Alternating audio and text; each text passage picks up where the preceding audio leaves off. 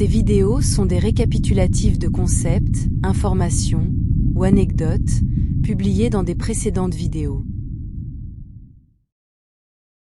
Existe-t-il une vérité ultime? À travers les âges, les gens se sont battus et ont fait la guerre au nom de leur religion ou de leur croyance, au nom de leur pays, de leur région ou de leur clan.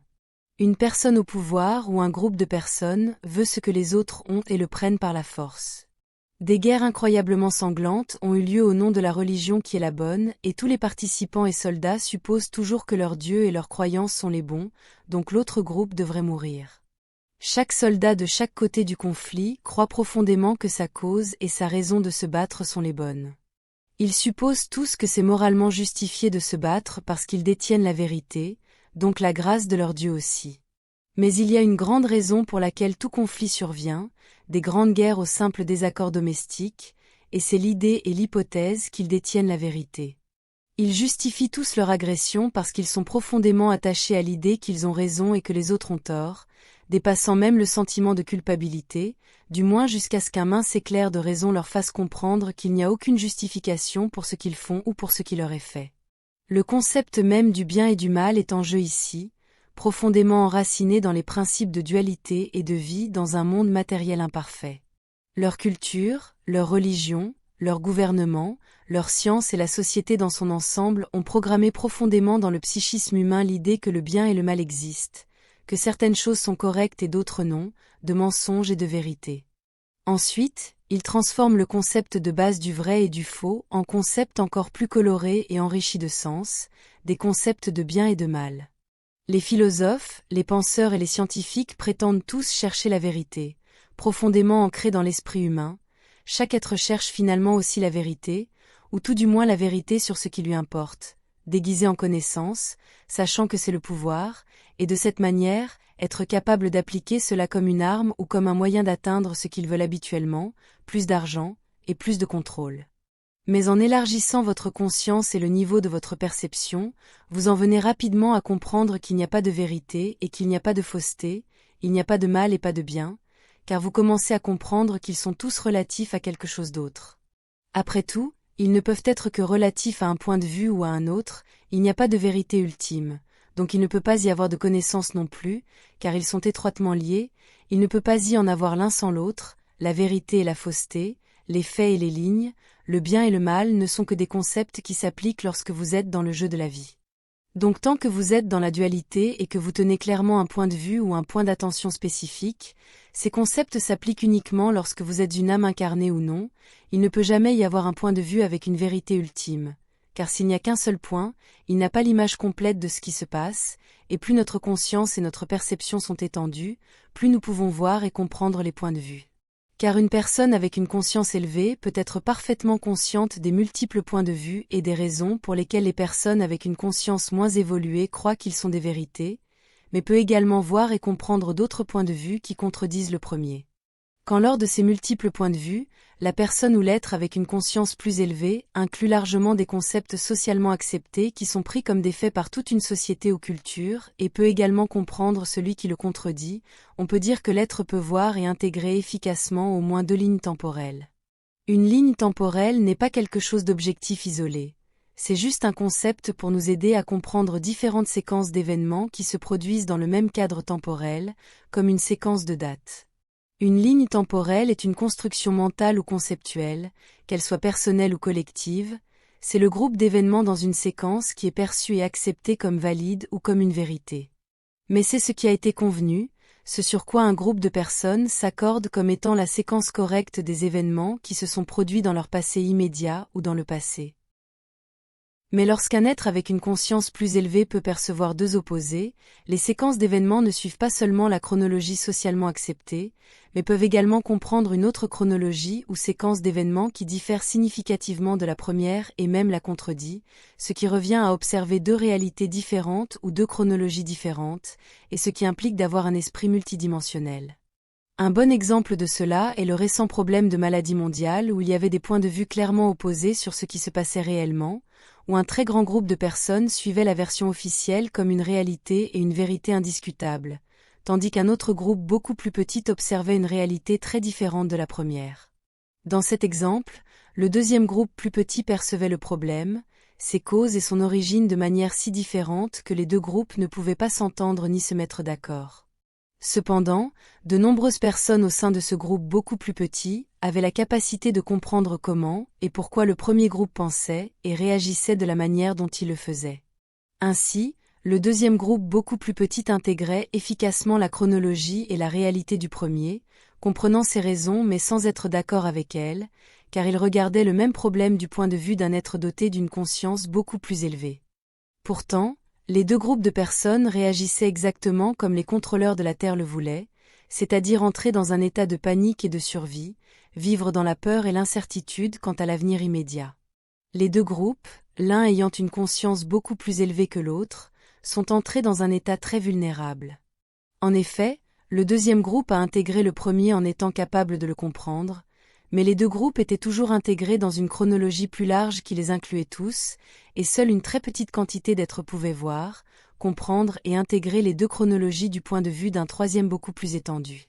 Plus une chronologie est étendue et plus la conscience et la compréhension nécessaires pour la comprendre sont grandes, moins le nombre de personnes capables de la percevoir est élevé, et plus une chronologie est simple et moins étendue, plus les gens peuvent le comprendre, plus c'est inversement proportionnel, au moins sur Terre.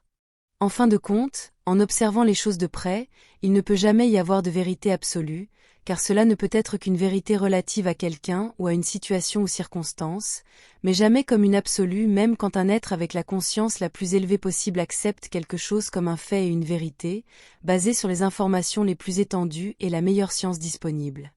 En prenant même cela comme un fait, il y aura toujours un autre point de vue beaucoup plus étendu qui changera tout. Le savoir est le même. Savoir quelque chose, c'est le prendre comme quelque chose de valide, une vérité, et ne peut également être que relative à un ensemble limité de circonstances. Vous ne pouvez savoir quelque chose que du point de vue d'un groupe ou d'un autre et de leurs accords perceptuels. Par exemple, selon l'Encyclopédie Britannica, un coquillage est un animal marin, mais cela peut ne pas être le cas d'un autre point de vue. C'est pourquoi nous ne devons jamais adopter de point de vue rigide et de systèmes de croyances qui essaient de nous imposer des vérités. Peu importe à quel point ils nous sont présentés de manière élégante, ils ne sont pas des vérités absolues et peuvent ne pas s'appliquer à vous. Ne renoncez jamais à votre capacité de penser par vous-même.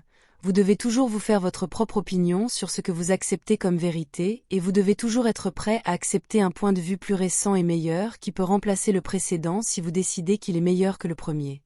C'est ainsi que vous pouvez étendre votre conscience et votre perception, la manière d'étendre votre âme pour étudier tout, et être toujours prêt à remplacer tout ce qui se trouve dans votre système de croyances personnelles pour ce que vous décidez être une meilleure idée ou concept. Ne stagnez jamais et avancez toujours et élargissez votre esprit en intégrant et en comprenant tout ce que vous pouvez, même les parties et les choses avec lesquelles vous n'êtes pas d'accord, sachant que les comprendre vous aidera à réaliser comment et pourquoi d'autres êtres pensent et réagissent de la manière dont ils le font, ainsi que vous donnant le contraste nécessaire pour comprendre encore plus. Tant qu'il y a différents points d'attention de différents fragments de la source que nous appelons âme, il y aura des différences d'opinion, des lignes temporelles différentes et des vérités différentes, et cela peut conduire à des conflits, un conflit de simples idées dans l'esprit de la source elle-même, un conflit d'idées auxquelles les âmes sont attachées de manière malsaine, à l'idée qu'elles ont raison et que les autres ont tort. Quand on les voit d'un point de vue plus élevé et plus étendu, elles ont toutes les deux raison et toutes les deux tort, selon les conditions, paramètres, circonstances et points de vue que nous pouvons observer. Beaucoup de gens ne sont pas d'accord avec nous, et de notre point de vue plus élevé de compréhension, nous devons accepter cela comme un fait de la vie.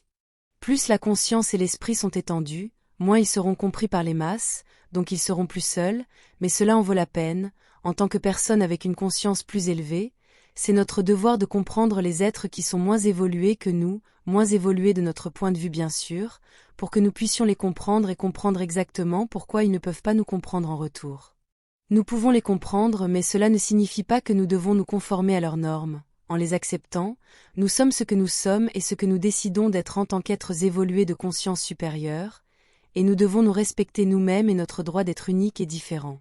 Nous devons être cohérents avec nous-mêmes avant tout, il n'y a pas de vérité ultime. La vérité est relative au point de vue d'une personne ou d'un groupe de personnes, et plus notre conscience de tout est élevée, plus nous intégrons d'autres opinions et points de vue, plus nous sommes seuls mais en même temps plus paisibles. C'est une autre raison pour laquelle les graines d'étoiles et les personnes éveillées ont besoin d'avoir leur moment seuls. Soyez forts, chères graines d'étoiles.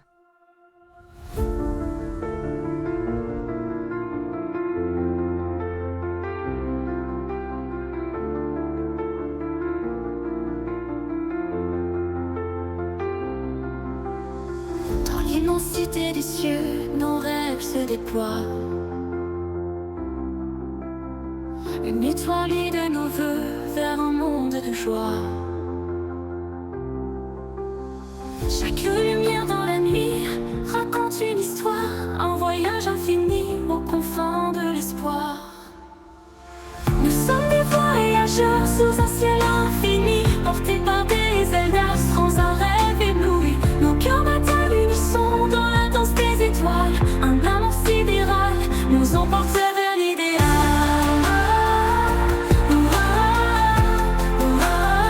Nous emporte vers l'idéal.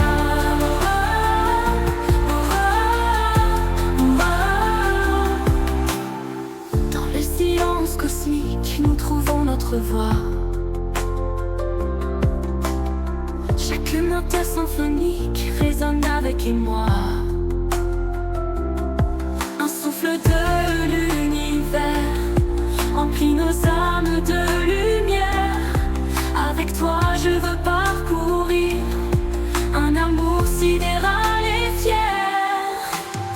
Nous sommes des voyageurs sous un ciel infini, portés par des ailes d'astres, un rêve ébloui. Nos cœurs battent à l'unisson dans la danse des étoiles. Un amour sidéral nous emporte vers l'idéal. Nous sommes des voyageurs sous un ciel infini, portés par des ailes d'astres, un rêve ébloui. Nos cœurs battent à l'unisson dans la danse des étoiles. Un amour sidéral nous emporte vers l'idéal.